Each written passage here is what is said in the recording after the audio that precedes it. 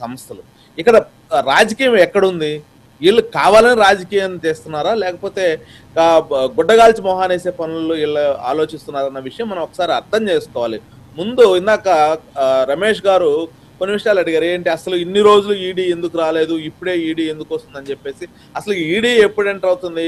ఇక్కడ 4 స్టేజెస్ ఉంటాయి. ఏదైనా సరే ఒక ఈడీ ఎంటర్ అవ్వాలని 4 స్టేజెస్, 4 రకాలకు ముందు ఆ 4 స్టెప్స్ ఫాలో అవుతూ ఉంటాయి. ఇనిషియల్ గా ఫస్ట్ ఒక ప్రాథమిక కేసు ఫైల్ అయి ఉండాలి. దానికి సంబంధించింది ఏది? అది లోకల్ పోలీస్ కానీ, లేకపోతే సిట్ వాళ్ళు కానివ్వండి, లేకపోతే సిఐడి వాళ్ళు కానీ ఒక దగ్గర అవినీతి జరిగింది, లేకపోతే మోసం కేసు ఏదైనా ఒకటి నమోదు చేసినప్పుడు అదొక ఫస్ట్ స్టెప్, అది అయిపోవాలి.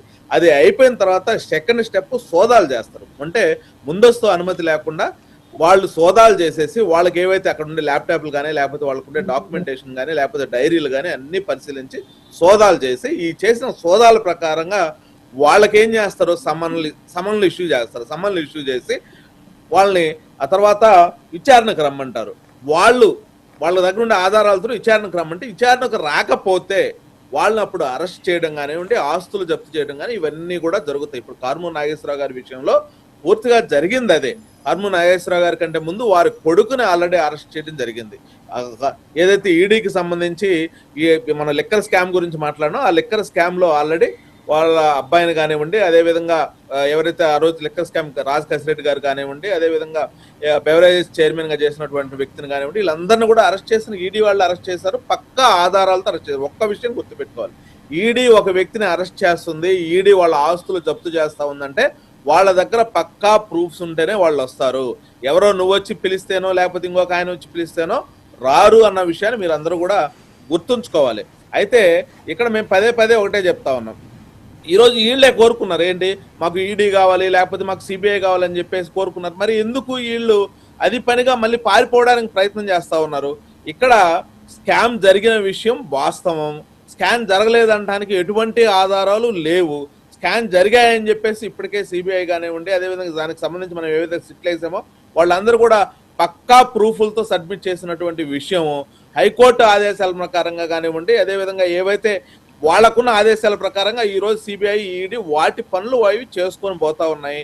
ఇక్కడ నిన్న జగన్మోహన్ రెడ్డి గారు కూడా మాట్లాడుతూ ఉన్నారు. ఏం మాట్లాడుతున్నారు? కారుమూరి నాగేశ్వరరావు గారి గురించి మహా అంటే ఎంత మిగిలి ఉంటాయి? 1-2 కోట్లు మిగిలి ఉంటాయి అంతే కదా. దానికి ఇంత రాద్ధాంతరం అవసరమా? ఒక బీసీ బిడ్డను మనం అన్యాయంగా చేయడం అవసరమా? బీసీల మీద దాడులు చేస్తున్నారు, బీసీల మీద అన్యాయంగా వాళ్ళు గొంతులు నొక్కుతున్నారు అని చెప్పి.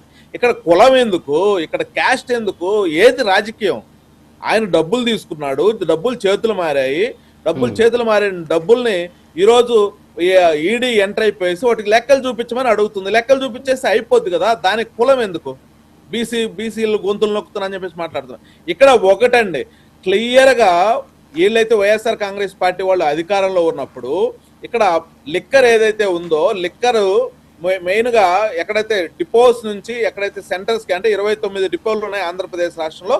ఈ 29 డిపోల నుంచి ఏవైతే 3500 షాప్స్ ఉన్నాయి, ఈ షాప్స్ కి లిక్కర్ ని మనం ట్రాన్స్పోర్టేషన్ చేయడం కోసం 2014 నుంచి 2019 వరకు 13 రూపాయల నుంచి 19 రూపాయలు తీసుకునేవాళ్ళు కిలోమీటర్కి ఏదైతే ఒక కేసుకి. కానీ జగన్మోహన్ రెడ్డి గారు అధికారంలోకి వచ్చిన తర్వాత దానిని 34 రూపాయలకు పెంచినట్టు విషయం మనందరం కూడా ఆ రోజు అందరికీ తెలుసు. నాకు ఒక్కడికే కాదు, అందరికీ తెలుసు. కానీ ఆ రోజు వైఎస్ఆర్ కాంగ్రెస్ పార్టీ అధికారం